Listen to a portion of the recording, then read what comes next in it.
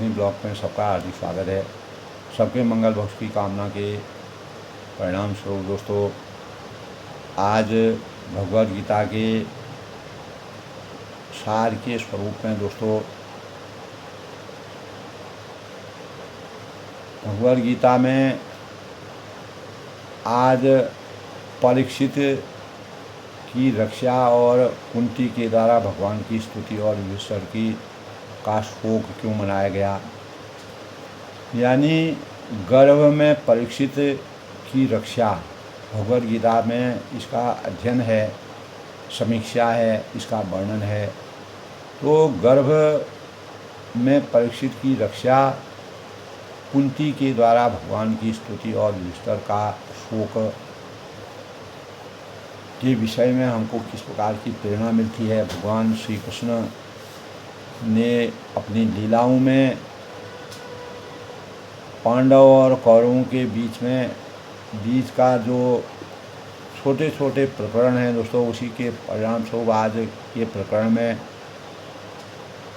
गर्भ में जब परीक्षित की रक्षा कुंती के द्वारा भगवान की स्तुति की गई रक्षा के लिए, और युधिष्ठिर ने शोक किया उसके लिए, तो उसका क्या रहस्य है। तो श्री सूत जी इस संबंध में कहते हैं कि इसके बाद पांडव श्री कृष्ण के साथ मरे हुए स्वजनों का तर्पण करने के लिए गंगा तट पर गए। यानी जब पांडव जो है श्री कृष्ण के साथ मरे हुए स्वजनों के मरने के बाद जो है तर्पण प्रक्रिया होती है, तो गंगा तट पर जब पांडव गए तो वहाँ उन सब ने मृत बंधुओं को, जो लोग मर गए थे युद्ध में, कुरुक्षेत्र की लड़ाई में, को जलदान दिया और उनके गुणों का स्मरण करके, जिनके अंदर जो जिस प्रकार के गुण थे उनको याद किया, मनन किया, बहुत विलाप किया। और भगवान श्री कृष्ण की लीला है दोस्तों ये सब। भगवान श्री कृष्ण ने उनको सांत्वना दी और समझाया कि संसार के सभी प्राणी काल के अधीन होते हैं। वासांसि जीर्णानि यथा व्यायो नवानि शरीराणि नवानि देहि। तो मौत से किसी को भी कोई बचा नहीं सकता है। भगवान श्री कृष्ण ने कहा कि एक दिन मौत निश्चित है। तो सूत जी कहते हैं इन बातों को कि इस प्रकार भगवान श्री कृष्ण ने महाराज युधिष्ठिर को उनका एक राज्य वापस दिलाया और साथ ही युधिष्ठिर के द्वारा 3 अश्वमेध यज्ञ कराए। पुराने समय में दोस्तों अश्वमेध यज्ञ यानी मेघनाद ने तक अश्वमेध यज्ञ किया। रावण का जो पुत्र था मेघनाद, तो इसके बाद भगवान श्री कृष्ण ने वहाँ से जाने का विचार किया और उन्होंने उसके लिए पांडवों से विदा ली। और व्यास यदि ब्राह्मणों का सत्कार किया, तदंतर सात्यकी और उद्धव के साथ द्वारका जाने के लिए वे रथ पर सवार हुए। उसी समय उन्होंने देखा कि उत्तरा जो है वह भय से परेशान होकर सामने से दौड़ी चली आ रही है। उत्तरा ने कहा कि जगदीश्वर आप महायोगी हैं, आप मेरी रक्षा कीजिए। आपके अतिरिक्त इस लोक में मुझे भय देने वाला और कोई नहीं है। प्रभु आप सर्वशक्तिमान हैं और यह दहकते हुए लोहे का बाण मेरी ओर दौड़ा आ रहा है। स्वामी ने यह मुझे भले ही जला डाले, परंतु मेरे गर्भ को नष्ट न करे। ऐसी कृपा कीजिए भगवान श्री कृष्ण से उन्होंने याचना, यानी उत्तराज। तो इस संबंध में सूत जी कहते हैं कि भक्त वत्सल भगवान श्री रामचंद्र जी जो भक्तों के रक्षा करने वाले हैं, उसकी बात सुनने के लिए सुनते ही जान गए कि अश्वत्थामा ने पांडवों के वंश को निर्वीज करने के लिए, यानी आगे इनका वंश ही न चले, ब्रह्मास्त्र का प्रयोग किया। भगवान श्री कृष्ण ने शरणागत भक्तों पर बहुत बड़ी विपत्ति आती जानकर देखा तो अपने निज अस्त्र सुदर्शन जो उनके पास था, तो चक्र से उन्होंने निज अपने जनों की रक्षा की। तो योगेश्वर श्री कृष्ण समस्त प्राणियों के हृदय में विराजमान आत्मा है। उन्होंने उत्तरा के गर्भ को पांडवों के वंश, यानी वंश परंपरा चलाने के लिए अपनी माया के कवच से ढक दिया। तो शौनक जी, यद्यपि ब्रह्मास्त्र अमोघ है और उसके निवारण का कोई भी उपाय नहीं हो सकता है, फिर भी भगवान श्री कृष्ण ने तेज के सामने आकर वह शांत हो गया, ब्रह्मास्त्र भी शांत हो गया। जब भगवान श्री कृष्ण जाने लगे तब ब्रह्मास्त्र की ज्वाला से मुक्त अपने पुत्रों की और द्रौपदी के साथ सती कुंती ने भगवान श्री कृष्ण को इस प्रकार स्तुति की। क्या स्तुति की? कुंती ने कहा कि आप समस्त जीवों को बाहर और भीतर एक रस स्थित है, फिर भी इंद्रियों और वृत्तियों के से देखे नहीं जा सकते, क्योंकि आप प्रकृति के परे आदि पुरुष परमेश्वर हैं। मैं आपको नमस्कार करती हूँ। आप शुद्ध हृदय वाले और विचारशील जीवन मुक्त परमहंता के हृदय में अपनी प्रेममयी भक्ति का सृजन करने के लिए अवतीर्ण हुए हैं। यदा यदा हि धर्मस्य ग्लानिर्भवति भारत अभ्युत्थानम् अधर्मस्य तदात्मानं सृजामि। तो इस अल्पवृद्धि स्त्रियाँ आपको कैसे पहचान सकती हैं? क्योंकि हम अल्प बुद्धि हैं, पूर्ण ज्ञान नहीं है, भगवान के सही स्वरूप का हम चिंतन नहीं कर सकते, मनन नहीं कर सकते। आप श्री कृष्ण वासुदेव, देवकी नंदन, नंद गोप के लाडले लाल गोविंद को हमारा बारंबार प्रणाम। तो हृषिकेश पुत्रों के साथ मेरी आपने बार बार विपत्तियों की रक्षा की है। आप ही हमारे स्वामी हैं और आप सर्वशक्तिमान हैं श्री कृष्ण।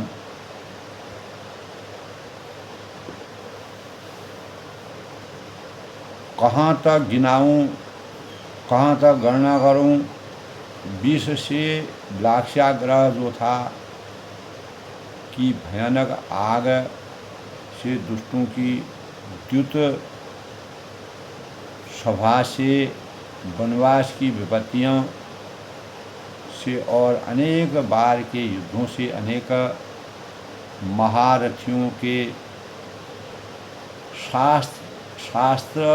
शास्त्रों के से, और अभी अभी इस अश्वत्थामा यानी अश्वत्थामा के ब्रह्मास्त्र से भी आपने ही हमारी रक्षा की।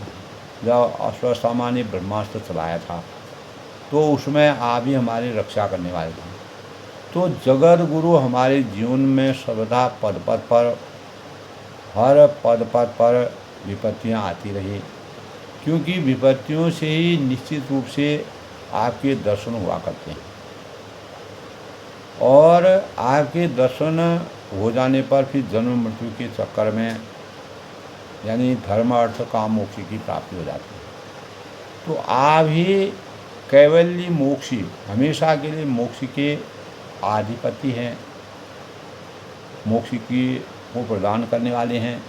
आपको मैं बार बार नमस्कार करती हूँ। तो भगवान, आप जब मनुष्य की सी लीला करते हैं, मानव लीला करते हैं, तब आप क्या क्या करना चाहते हैं यह कोई नहीं जानता है। जब बचपन में आपने दूध की मटकी फोड़कर यशोदा मैया को रिझा दिया था और उन्हें आपको बांधने के लिए हाथ में रस्सी दी थी, तब आपकी आंखों में आंसू झलक आए तो काजल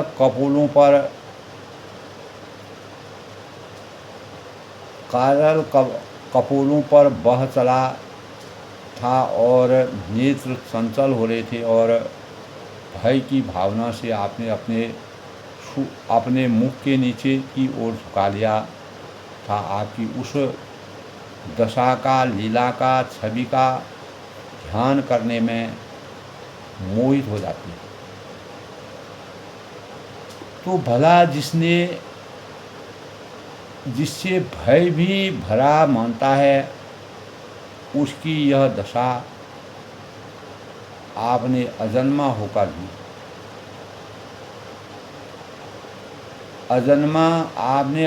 होकर भी जन्म क्यों लिया है?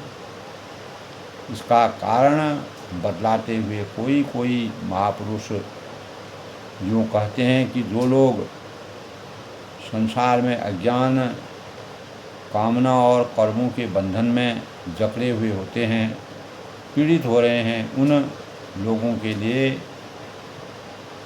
स्वर्ण और स्मरण करने योगी लीला करने के विचार से ही आपने अवतार ग्रहण किया है। तो भक्त जन जो है, जो आपके भक्त हैं, जो सेवक हैं, बार बार आपके चरित्र का स्मरण करते हैं, गान करते हैं, मनन करते हैं, चिंतन करते हैं, कीर्तन करते हैं, भजन करते हैं एवं स्मरण करके आनंदित होते हैं, पूर्ण रूप से ब्रह्म में लीन हो जाते हैं। तो भक्त वत्सल प्रभु, भक्तों के कृपालु भगवान श्री कृष्ण, क्या आप अपने आश्रित और संबंधी हम लोगों को छोड़कर जाना चाहते हैं? जैसे जीव के बिना इंद्रियां शक्तिहीन हो जाती है, वैसे ही आपके दर्शन के बिना यदुवंशियों के और हमारे पुत्र पांडवों के नाम तथा रूप का अस्तित्व ही क्या रह जाता है। तो गदाधर, आप के विलक्षण जो चरण चिन्हों से चिंतित यह कुरु जांगलक देश की भूमि आज जैसी शोभायमान हो रही है, जैसे सुशोभित हो रही है, वैसी आपके चले जाने के बाद न रहे। भूतो न भविष्यतो। क्यों? तो उन्होंने कहा कि यदुवंशियों और पांडवों में मेरी बड़ी ममता हो गई है। यदुवंशियों और पांडवों से मेरी बड़ी ममता हो गई है। आप कृपा करके स्वजनों के साथ जोड़े हुए इस स्नेह की दृढ़ फांसी को काट दीजिए। मेरी बुद्धि किसी दूसरी ओर न जाकर आप से ही निरंतर प्रेम करती है, यानी आप पर ही रत रहे, विरत रहे, तल्लीन रहे और आपके स्वरूप में विराजित रहे। श्री कृष्ण, आपकी शक्ति अनंत है, जिसका न आदि है न अंत है। तो गोविंद, आप यह अवतार गौ, ब्राह्मण और देवताओं का दुख मिटाने के लिए ही है। योगेश्वर, चराचर के गुरु भगवान, मैं आपको नमस्कार करती हूँ। तो इस संबंध में सूत जी कहते हैं कि इस प्रकार कुंती ने बड़े मधुर शब्दों में भगवान की अधिकांश लीलाओं का वर्णन किया। भगवान श्री कृष्ण ने कुंती से कह दिया कि अच्छा ठीक है, और रथ के स्थान से वे हस्तिनापुर और लौट आए। वही कुंती और सुभद्रा आदि देवियों से विदा देकर जब ये जाने लगे, तब राजा युधिष्ठिर ने बड़े प्रेम से उन्हें रोक लिया।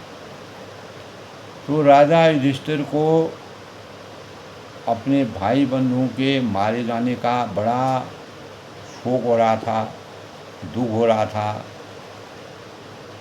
भगवान श्री कृष्ण ने भी अनेकों इतिहास कहकर उन्हें समझाने का प्रयास किया और बहुत चेष्टा की, समझाने की चेष्टा की, परंतु उन्हें सांत्वना न मिली। उनका मन नहीं माना, उनका शोक का अंत नहीं हुआ, यानी शोक मिटा ही नहीं। तो वे अविवेक युक्त चित्त से स्नेह और मोह के वश में होकर कहने लगे। युधिष्ठिर ने क्या कहा, मैंने बालक ब्राह्मण संबंधी मित्र, चाचा ताऊ भाई बंधु और गुरुजनों से द्रोह किया है, बैर लिया है, और करोड़ों वर्षों से भी नरक में मेरा छुटकारा नहीं हो सकता है। करोड़ों वर्षों तक भी नरक से मेरा छुटकारा नहीं हो सकता है। मैं हमेशा नरक का वासी रहूँगा। उसका मैं ग्रह स्थोचित यज्ञ और यज्ञादिकों के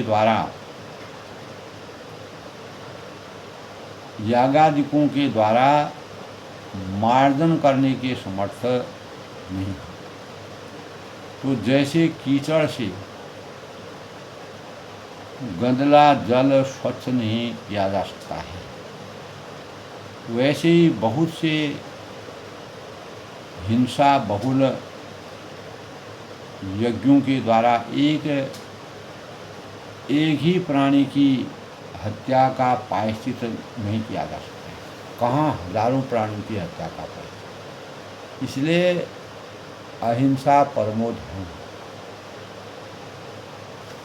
के विचारों को युधिष्ठिर ने, सूत जी ने कहा, अपने भावों को व्यक्त किया। भगवान युधिष्ठिर ने बड़े प्रेम से उन्हें रोक लिया। राजा युधिष्ठिर को अपने भाई बंधुओं के मारे जाने का बड़ा ही शोक था, कष्ट था, दुख था।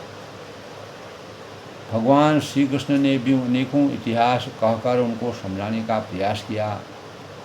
इसी प्रकार अर्जुन ने जब कुरुक्षेत्र के युद्ध में भगवान श्री कृष्ण के द्वारा अपने कर्तव्यों के निर्वहन के लिए किसी प्रकार के भी अयं निजो परवेति, यह मेरा या तेरा, इन भावों से अगर हम अभिशप्त रहेंगे तो हम जीवन में कर्मण्येवाधिकारस्तु मा फलेषु कदाचन, कर्म की अभिव्यक्ति से सुसज्जित नहीं हो सकते, अपने कर्म और अपने कर्तव्यों का निर्वहन सही प्रकार से नहीं कर सकते। उसी प्रकार दोस्तों, आज के भगवद गीता के आज के प्रेरणास्पद छोटे से भावों के अंक में गर्भ में परीक्षित की रक्षा कुंती के द्वारा भगवान की स्तुति और युधिष्ठिर का शोक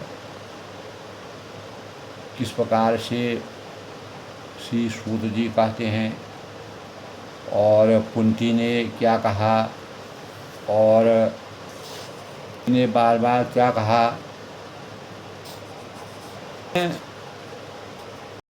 भगवान श्री कृष्ण ने महाराज युधिष्ठिर को उनका वह राज्य वापस दिलाया। शादी युधिष्ठिर के द्वारा 3 अश्वमेध यज्ञ कराए। इसके बाद भगवान श्री कृष्ण ने वहाँ से जाने का विचार किया। उन्होंने इसके लिए पांडवों से विदा ली और व्यास यदि ब्राह्मणों का सत्कार किया।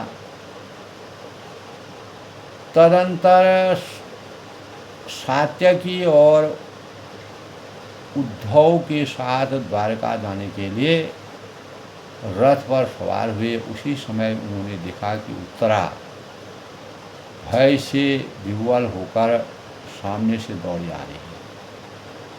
तो उत्तरा ने कहा कि हे जगदीश्वर, आप महायोगी हैं, आप मेरी रक्षा कीजिए, रक्षा कीजिए। आपके अतिरिक्त इस लोक में मुझे भय देने वाला और कोई नहीं है। प्रभु, आप सर्वशक्तिमान हैं। यह दहकते हुए लोहे का बाण मेरी ओर दौड़ा आ रहा है। हे स्वामिन, यह मुझे भले ही जाता जला डाले या मुझे पूर्ण रूप से जला डाले, परंतु मेरे गर्भ को कष्ट न करे, ऐसी कृपा कीजिए। अब भगवान कृष्ण की कृपा से क्या होता है, वही भाव के प्रेरणादायक भागवत गीता के अंश में है, प्रसंग में है। तो अपनी वाणी को विराम देते हुए कल किसी नए प्रसंग से प्रस्तुत होऊंगा। तब तक के सबका अभिनंदन, सबका स्वागत।